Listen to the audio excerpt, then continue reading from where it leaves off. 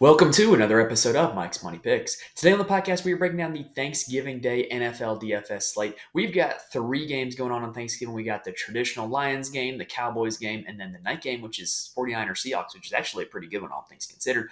But we are going to be breaking it down from a DFS perspective on DraftKings and FanDuel, talking about the best ways to build out your lineups. That way you can make some money on Turkey Day. This one is going to be more of a DFS-oriented episode. We're going to be just kind of mentioning specifically how you can target these three games in daily fantasy. If you are used to the normal buy or sell previews, this is still going to be kind of similar in that because, it's still my analysis. It's still my thoughts on all these guys, but this is definitely going to have more of a DFS slant. The full Week 12 buy or sell preview will be coming out later on in the week, and it might be audio only the way it has been the last few weeks, just because sometimes, hey, as a new dad, it's a lot easier for me to just, do the recording as opposed to record the video and export and upload and edit. So that one might be audio only. So make sure you go subscribe to the audio feed wherever you get your podcast on Spotify, Apple, iHeartRadio, wherever else. And subscribe to the YouTube channel. It really helps me out a lot. We are nearing on 250 subscribers, which is a big time milestone. So hit that subscribe button. It helps me out a lot. And you can get notified when new episodes drop, like all of our weekly NFL content that will still be back next week when it's not Thanksgiving.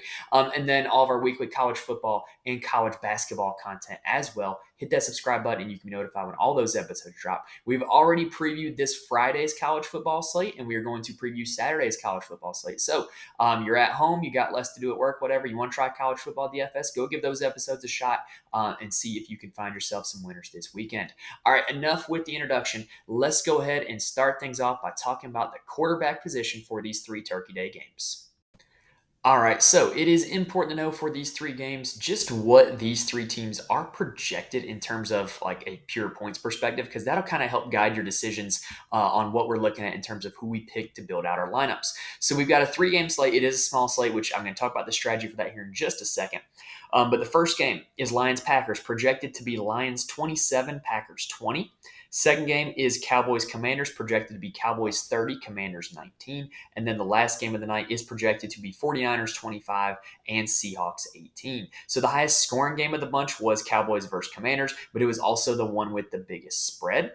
So it's just really kind of interesting. I think when you are looking at how to build out your lineups for this slate, I think you can definitely mix and match from the three different games. With it being a small slate, there's a few things that are going to come in handy though. So I am somebody who hand builds lineups. So if you are hand building lineups, you're not using, an optimizer or a sim or anything like that, I would highly advise building your lineups with a narrative in mind, especially if you are making multiple lineups. So you can have your lineup that's like, oh, this is the Cowboys blowout lineup, where if I think the Cowboys are going to blow out the Commanders, this guy, and this guy goes off. Or this is the Green Bay Detroit shootout lineup, where if this game ends up having 60 points scored, these are the guys that end up going off. I definitely think on a small slate, that is how you can help yourself, especially in tournaments, kind of have your lineup have the maximum ceiling, is if you build it with a clear narrative in mind. Now, it's also going to be a big day for late swap for, anybody who's going to be sitting on their phone or on their computer all day on Thanksgiving. You can definitely late swap your way into some better picks as the day goes on. If you have somebody who goes off in the early games, you might want to get a little more chalky in the later games. Or if your guys in the early games, if you don't do so well, you might want to be a little more risky in the later games as well. I am not a big late swap person, and I will be not focusing on late swapping my lineups on Thanksgiving Day. So that will not be me. Now let's go ahead and talk about the quarterback position though. So if you are playing a 20 max or 150 max tournament, I would highly advise playing all six quarterbacks at some point. Like, there's very little risk for you to lose by getting at least one lineup with all six of these guys. If it turns out that sixth guy that you weren't going to play ends up being the guy that goes off for 35 fantasy points that you need to have. Keep in mind, there's only 6 playable quarterbacks on this slate, so they're all going to average about 18% ownership.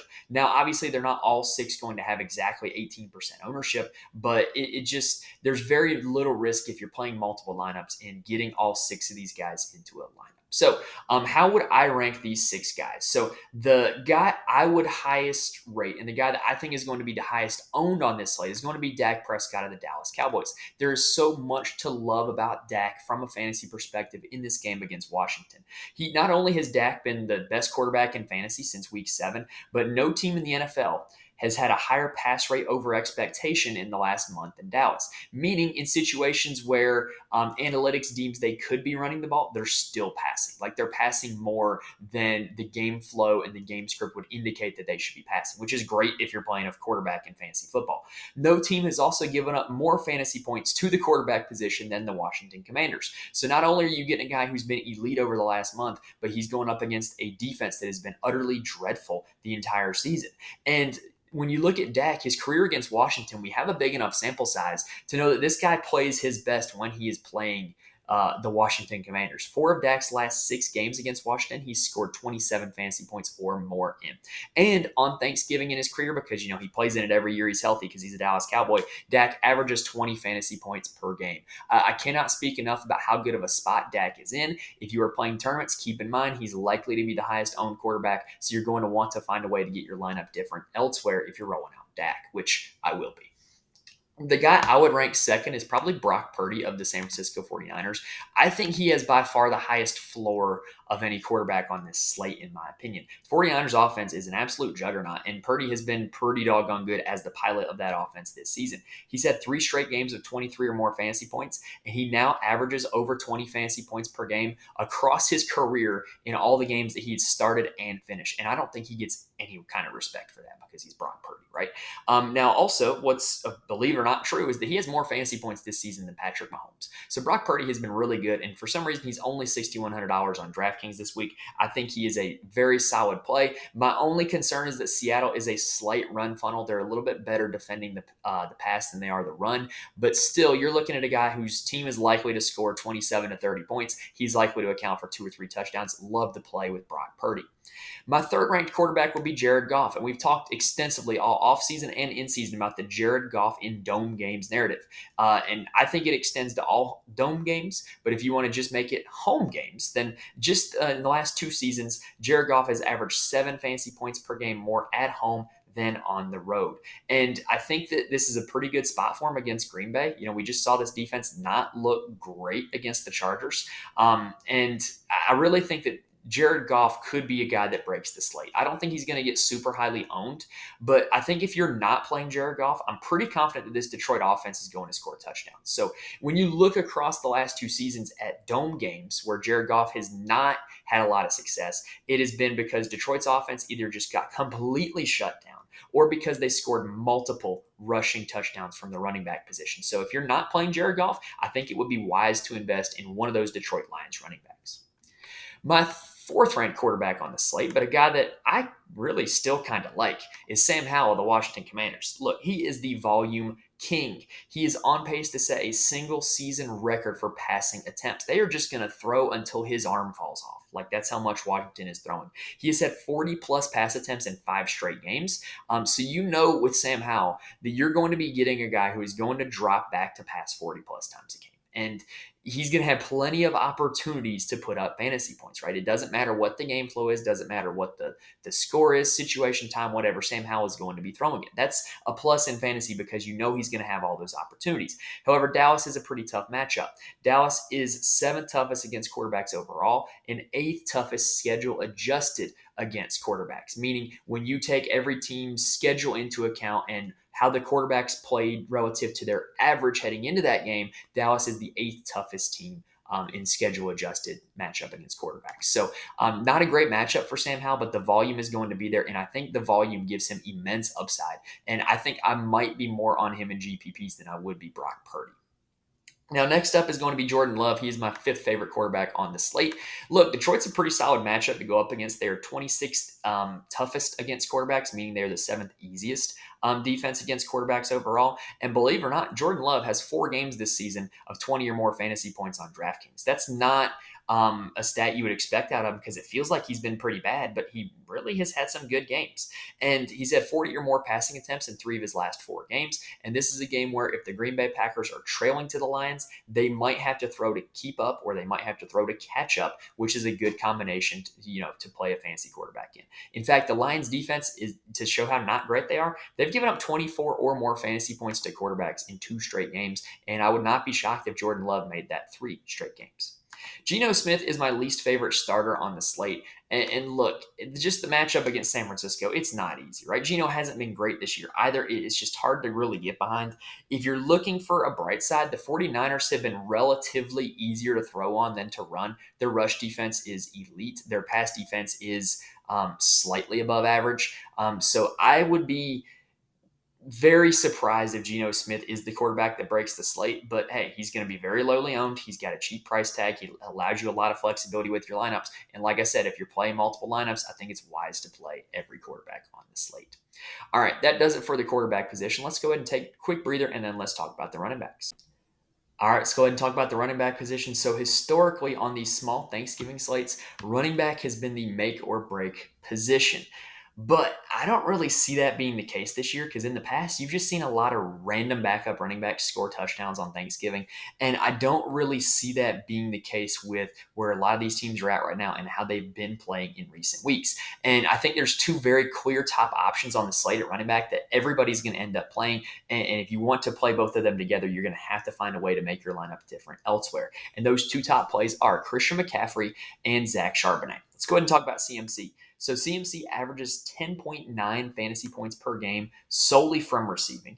And Seattle is a slight run funnel. Like we were mentioning with Brock Purdy earlier, Seattle allows a negative pass rate over expectation on the season, meaning that teams are running the ball more against Seattle than the analytics dictates that they should, which is good news if you're playing a running back in fantasy football. So Christian McCaffrey has been just pretty much the best flex option in fantasy football all season long. He's going to give you a lot of receiving points. He's going to give you a lot of rushing points. I just think he's probably just the best player overall on the slate. And I think because he does a lot of his work receiving, I think you can play him with or without Brock Purdy. We've seen some of Brock Purdy's ceiling games come with big-time Christian McCaffrey games as well because he is accounting for a lot of those touchdowns that Brock Purdy is throwing. So I think you can play him with or without Brock Purdy. I think he is the best flex option on the entire slate. Zach Charbonnet is the next guy to talk about, though. So we are assuming that Kenneth Walker III does not play in this game. And I do not think he will. He's listed as doubtful, which is kind of a lock that he's going to sit. So Charbonnet is coming off of a week last week where when Kenneth Walker got hurt in the first quarter, Charbonnet ended up with 21 opportunities in that game against the Rams. 24 opportunities in that game against the Rams. 15 attempts I had it right the first time. 21 opportunities against the Rams, 15 attempts, and 6 targets. My bad. 21 opportunities in that game. And that's pretty solid when you're going to pay $5,300 for a guy on DraftKings and he's going to, get you 21 opportunities. What I really like to see was the 6 targets, because what I was really concerned about with Walker being hurt was, does Charbonnet end up ceding the pass catching role to DJ Dallas? I think it's definitely a possibility. I think if they were to spell Charbonnet in snaps, it would be pass catching situations to DJ Dallas. But when you look at Charbonnet, he was very much a power back when he was in college at UCLA and Michigan. I think he's going to be the guy who is on the field in the red zone. And I think he is probably the most likely guy on Seattle to score a touchdown, because if we're being honest, San Francisco's red zone defense is really stout if you try to throw on them. Just there's not a whole lot of space to target. And so I think the most likely way that Seattle scores is just Zach Charbonnet plunged in for a 1, 2, 3, 4 yard run. So I definitely think Charbonnet is going to be a top play on this slate. He's going to be very popular, but that price tag of $5,300 gives you a lot of flexibility if you were to play. Next up, I do have to talk about the Jahmyr Gibbs, David Montgomery situation. So this has been a pretty prolific backfield so far. Detroit actually averages the 3rd most fantasy points per game at the running back position when you add up the entire backfield, which is pretty solid. And Jahmyr Gibbs and David Montgomery have both been pretty solid in recent weeks when they've both been playing. But let's go ahead and break it down. Just how should you target these 2 backs? So Jahmyr Gibbs has been running back 1 in fantasy points per game since he returned from injury in week 7. He's been ahead of every other running back. 27, 32, 26, and 21 fantasy points on DraftKings in those 4 games, which is pretty darn impressive. Now, in the 2 games that David Montgomery has been back, Jahmyr Gibbs has won the snap share at about a 60-40 split, and Jahmyr Gibbs has also out-targeted Montgomery 11-2. The reason why you would want to go with David Montgomery is if you think the Lions play from ahead in this game, or you think that David Montgomery is the touchdown scorer in this game. That is what Montgomery has kind of come to. It's very similar to the DeAndre Swift, Jamal Williams conundrum from last year, except Jahmyr Gibbs is kind of ahead of where DeAndre Swift was. If I were to look at these two guys, I would be probably leaning Jahmyr Gibbs, but I think everybody will be leaning Jahmyr Gibbs. So that makes David Montgomery lower owned. And I think he becomes a big time leverage play against both Jared Goff and Jahmyr Gibbs if you end up playing David Montgomery. So both of them will make some of my lineups, but I would definitely give the edge just on a neutral playing field. I would give the edge to Gibbs over Montgomery because of how he's outsnapped him and out targeted. Now, Tony Pollard is an interesting case study because he is actually the best regression candidate in all the NFL at the running back position. No running back in the league has a bigger gap between their expected fantasy points and their actual fantasy points than Tony Pollard. And if you want to guess, the expected fantasy points is a lot higher than the actual fantasy points. So what that boils down to is Tony Pollard still seeing a lot of opportunity. He is playing in great situations with Dallas playing from ahead. He just hasn't really just gotten very lucky in terms of fantasy scoring. He hasn't scored since he scored in week 11 and he scored in week 1. There's the only 2 games he scored in, and he hadn't really been used much through the air. And when Dallas gets in these immense blowouts, they don't play him. They play Rico Dowdle. So it's just been a mountain of bad luck for Tony Pollard. And I think that this could be a situation where you could play him here because I think everybody and their brother is going to be playing Dak Prescott. So if this ends up being the Tony Pollard week, this could be a big time leverage spot by playing Tony Pollard and not playing Dak Prescott. I think the fact that he's a regression candidate, I think over the next few weeks makes him very targetable in regular fantasy and DFS, just because I think that at some point he's going to have to close that gap between expected fantasy points and actual fantasy points. Now, Brian Robinson to me is a very interesting candidate if Antonio Gibson is out. The Commanders throw the ball a ton. We've been over this already. So we want the back for the Commanders that's going to be catching the passes. And they've shown over the last 2 weeks that if Antonio Gibson is out, it's still going to be Brian Robinson Jr. catching the passes. And what we've seen in those last 2 weeks is a total of 15 targets and a total of 50 fantasy points for Brian Robinson Jr. in the last 2 weeks. To me, that makes him a very solid play, even though Dallas is a tough matchup to runners. But if you're telling me that the guy's going to get 7 targets again when he's gotten 9 and 6 in the last 2 weeks, I think that makes him a prime candidate for our lineups. And I really do like Brian Robinson Jr. if Antonio Gibson is in fact out of this game. If Gibson is active, I think that Gibson becomes a very sneaky play, only $4,500, because even though he's missed some games so far this season, he had at least 5 targets in the last 3 games he was active, double-digit fantasy points in the last 2 games he was active, and he's the guy that's going to be on the field if they're doing all the throwing. So I think that makes Antonio Gibson a very interesting play if he is active. Last situation to talk about, Aaron Jones is out for the Thanksgiving game, which means A.J. Dillon is going to probably be the lead back if he is active. I'm assuming he will be active. If he is not, it looks like it'll fall to Patrick Taylor, who is not on the DraftKings slate. So no guy to play there. But I'm not very interested in A.J. Dillon, if I'm being honest. He has not been efficient this season. He has only had 4 games where he has averaged over 3 yards a carry, which is not a good sign. And then he's also just not been great, right? Like from a fantasy perspective, his high this season has been 13.6. And when you look at the games that Aaron Jones missed, he only averaged 9 fantasy points per game when Aaron Jones was out. So what makes you think that this week is going to be different when the Lions are a pretty stout run defense and A.J. Dillon's banged up in his own right? So I'm just not very interested in A.J. Dillon this week.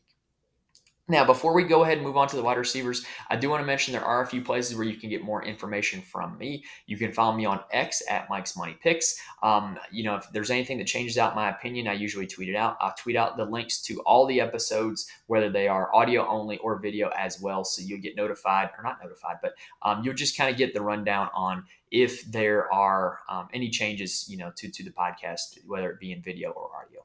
I'm also in the Fantasy Corner Discord. Link is in the description on YouTube and in the audio feed. There's a lot of smart people in there that play a lot of DFS. And we talk about all the sports: college basketball, college football, NFL. There's a lot of guys in there to help me get better at NBA, which I very much appreciate. So join that if you want to be part of a really fun community that gets a lot of good discussion, a lot of ideas bounced off each other in playing DFS.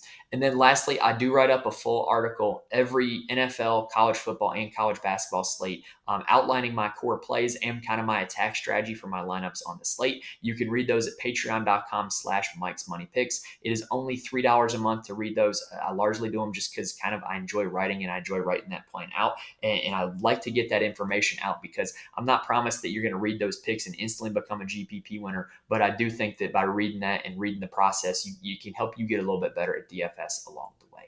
And then lastly, if you're looking to try anything new this Thanksgiving season, holiday season, NFL season, whatever, if you're looking to try something new, I'm partnered with Sign Up Expert. So head on over to signupexpert.com/Mike's Picks. What they do is they give you the best offers and promo codes for new users at all DFS, player prop, and sportsbook sites. It'll even sync to your location. So I know on January 1st, when North Carolina has sports betting legal, I will be heading there to get all my promo codes for all the new sports books that have opened up. All right, so that does it for the running back position. Let's go ahead and take a quick breather, and then let's talk about the wideouts. All right, so we're going to try to knock out all of the pass catchers here in one segment, and then we're going to try to see if we can build out a sample lineup here at the very end. So to me, the receiver position, this slate is going to come down to the question, CeeDee Lamb or Amon-Ra St. Brown.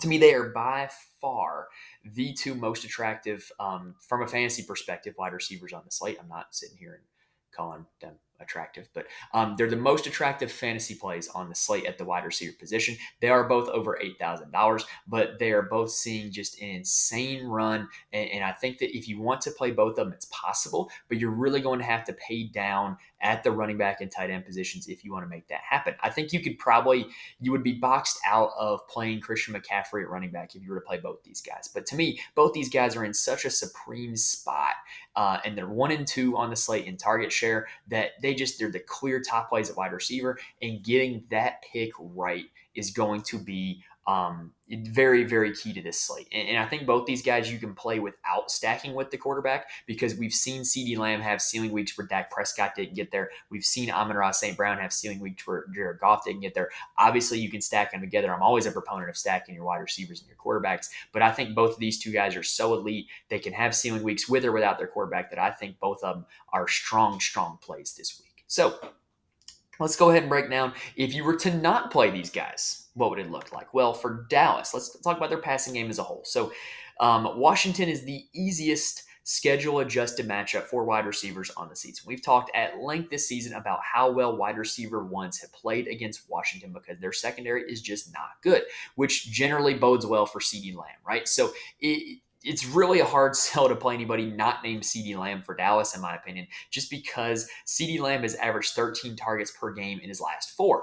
And from there, the only receiver who has averaged over a 50% route share since their bye week in their last 4 games was Brandon Cooks. However, he's also a negative regression candidate, meaning he is scoring more fantasy points than his expected fantasy points, which is the exact opposite of his teammate Tony Pollard. However, Cooks has very much big play upside, and I think you can definitely play him as a one-off play or as a stacking partner with Dak Prescott and not play CeeDee Lamb, because if there were ever a time where CeeDee Lamb were to not get there, it'd be because of Brandon Cooks. Now, the other option that I think you could go with is Michael Gallup. So Michael Gallup has only played a 46% route share since the Cowboys bye week. But the good news is with Gallup is that when he gets targets, he gets targeted deep. He has a 12.7 average depth of target in that span. So, I mean, all he's got to do is catch one deep pass for a touchdown, and boom, there's your value play right there with Michael Gallup. He is one of those guys that could possibly break this Thanksgiving slate if he ends up getting loose for 1 or 2 long touchdowns.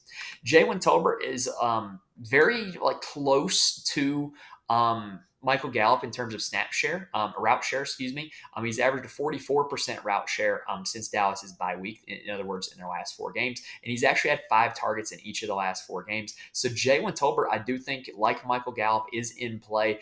They would be super punt plays that very well could have a shot at return value, because all it would take is 1 or 2 plays for them to get there. However, like I said, to me, it's a hard sell to play these Dallas guys other than CeeDee Lamb, just because it's such a smash spot for CD. Now, flipping it over to Detroit and talking about the same perspective for Amon-Ra, I think Detroit's in even a worse situation than Dallas is outside of Amon-Ra St. Brown. And the reason why is because I think Green Bay is a dream matchup for Amon-Ra. Green Bay is elite at defending outside wide receivers, right? Because they've got Jair Alexander, among other guys on the outside that are really good. They're very vulnerable in the slot and in passing game on the inside of the field, and they just gave up 10 catches and over 100 yards to Keenan Allen from the slot with the Chargers last week. Amon-Ra St. Brown runs his routes from the slot. So to me, this is a spot where Amon-Ra should be the primary pass catcher for the Detroit Lions. However, if you were to not play Amon-Ra, let me make the case for some other guys. Josh Reynolds has a 69% route share on the season, which is pretty high for a guy who's only $3,500. But the problem is he hasn't had more than 4 targets in a game in Detroit's last 5 games. And that's kind of coincided with Jameson Williams getting back from his gambling suspension and playing more and more. He set a career high in route share last week. And Jameson Williams is one of the guys like Michael Gallup that all he would need is one deep touchdown to hit value. I would probably lean Jameson Williams if I were to not play Amon-Ra St. Brown. But like I said, this is pretty darn bleak outside of Amon-Ra from a passing game perspective. So I might be more inclined to target a tight end or a running back if I were to target a Detroit receiver that's not Amon-Ra. All right, now we can just go through the other 4 teams now that we've got kind of the big 2 and their teammates covered. So for Green Bay, they're very cheap at the wide receiver position in DFS, and I really don't mind that. The guy I would prefer to play would be Jaden Reed, and that is because of how he gets his touches. He gets more design touches than anybody in this Packers receiving room. He gets the ball on reverses, jet sweeps, screens, just ways where they get the ball in his hands and let him run with it, which is what you saw last week when he took that reverse to the house for a 32-yard touchdown. And so that allowed him to have a pretty solid week, all things considered, 19 fantasy points. And so I like the fact that we're getting design touches, and I think that the more plays are run in this game, if this game turns into a shootout, some of those plays are going to end up in Jaden Reed's hands, and I very much like him for that reason at only $4,200. The reason to go with Romeo Doubs or Christian Watson are because they are pretty much the only guys who get targeted in the red zone for this Packers offense. They own about 90% of the Packers end zone targets since Christian Watson has been back healthy. And so I think really those guys' upside would just be their usage in the red zone and the end zone, but I don't think they're going to give you a whole lot if they don't catch a touchdown, whereas Jaden Reed is the guy who can give you much more whether or not he catches the touchdown. The guy that could be the punt play is Dontavion Wicks, who has played more and more recently. He's had at least 4 targets in his last 4 games, and he's only $3,300. If he is active for this game, because he is listed as questionable right now, I think he's an intriguing punt play at only $3,300. For the Commanders, their receivers are quite interesting because, they drop back to pass 50 times a game, but yet the receivers haven't had a whole lot of production to show for it. Terry McLaurin has only averaged a 17% target share in his last 4 games. The raw target numbers look pretty good, 7, 8, 7, and 12, but the share, he's just not really dominating the rest of this receiver room like we would expect him to. And so I don't think that this particularly sets up well for him. And the same goes for Jahan Dotson. Dotson only has 6 combined targets in his last 2 games, which is not a great look. And then Curtis Samuel is the guy that I would prefer in this receiver room, though. He's only $3,600 on DraftKings. He had 2 targets last week, but he got ejected in the in the second quarter last week. So didn't get to play a full game. Hadn't really been fully healthy since back earlier in the season. When he was healthy, but before he got hurt in that first Giants game, he did have 4 of his first 6 games in double-digit fantasy points. So I think Curtis Samuel at only $3,600 is pretty solid. And with that Dallas defense, I think middle of the field, the slot position is a place that you can target that defense at. And I think Curtis Samuel is a pretty solid play. Now, for the 49ers, we've talked extensively all year how when they play teams who run man coverage, it sets up better for Brandon Ayuk. It's what he's better at. When they play teams that run zone coverage, it sets up for Deebo Samuel. It's what he's better at. And we've said it a few times this year that, hey, this should be a Deebo Samuel week. This team runs a lot of zone. And it ends up not being a Deebo Samuel week because Brandon Ayuk gets the one deep ball, makes one guy miss or makes a guy fall down, and then boom, there's a 70-yard touchdown for Brandon Ayuk. So I really do think that the regression is coming for Deebo Samuel. Seattle runs zone 83% of snaps, which is very good for Deebo, and I really just think that the regression is coming for Deebo, and he's a guy that I do want to get into my lineups for that reason. For Seattle, my primary interest is going to be in Jackson Smith and Jigba. Metcalf and Lockett are going to be active for this game, but they're both banged up. They're both coming off of injuries. Jackson Smith and Jigba over the last 5 games has been pretty sound. In those last 5 games, he's averaged 12 fantasy points per game. He has also averaged about 6 targets per game. So you're looking at a guy whose workload is only increasing, and he's another guy kind of like in the Tony Pollard category. I think he's due for some regression because he only has one red zone target on the season. So if he does end up getting more work in the red zone, maybe getting in the end zone, it could be a big time week for Jackson Smith and Jigba at a very affordable price tag. Now, at the tight end position, I'm not super interested in paying up. You've got George Kittle, who I think, I don't want to use the L word, but I think he got a little lucky with his touchdown against the Jaguars 2 weeks ago. Last week against Tampa Bay, that was just a spot where their defense naturally set up to target. So I don't necessarily think this is the best spot for him against Seattle. Sam Laporta is kind of been hit or miss. I think he's a great stacking partner with Jared Goff, but he's had some kind of dud games in the last 2 weeks. And then if you're looking to spend down at the tight end position, Jake Ferguson is a guy that has been like a red zone weapon for the Cowboys, 3 touchdowns in his last 4 games. But Jake Ferguson kind of needs Peyton Hendershot to be inactive for this game. On the season, Ferguson averages a 20% more route share when Hendershot is inactive, and Hendershot is currently listed as questionable for this game. Logan Thomas has been a pretty solid contributor to this Commanders offense. Look, with the raw volume of their passing attack, I think he's a very solid target at only $3,500, and I think the middle of the field is a place where you can exploit this Dallas defense. The guy that everybody's going to play at tight end, though, is going to be Tucker Kraft. He's only $2,500 on DraftKings. Luke Musgraves is out of this game, and so this is going to be Tucker Kraft's position at tight end. And he had 2 targets against the Chargers, 32 yards, 5.2 fantasy points. Hey, he does that again at only $2,500. That doesn't sink your entire day on a small slate. So Tucker Kraft is going to be probably the most popular punt play on this slate, and I definitely think that he is a very valid option to target at that spot.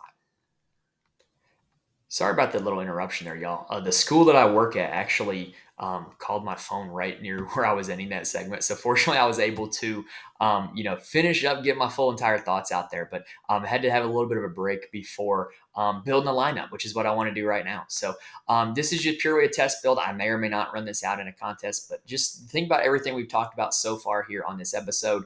I'm just going to kind of test out and see what it looks like to build a lineup here on this slate. So we can start off with Dak.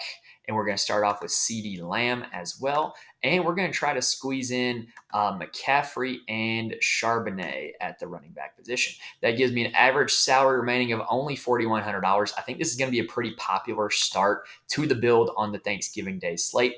Now, for the defense, I'm very tempted to go ahead and pay up for the Cowboys defense. In fact, looking at everything, all things considered, I think that's what I'm going to go ahead and do, which now gives me an average salary remaining of $4,175. So I'm going to need to find some bargain bin plays here. So let's go ahead and get in Curtis Samuel at $3,600, which gives me a little bit of a boost. Let's go with Jaden Reed at $4,200. And now I got $4,450 left. I realize I've kind of ended up completely boxed out on the Lions offense so far. So if I go Jahmyr Gibbs, that gives me $2,100 left, which is $400 short of getting Tucker Kraft at tight end.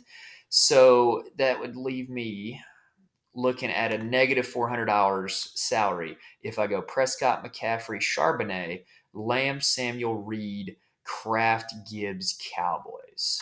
Okay, I know what to do here. Let's swap out Jaden Reed, and let's go down to let's go ahead and grab another Cowboy. Let's go ahead and go all in on this Dallas offense, and let's make it Michael Gallup at $3,700.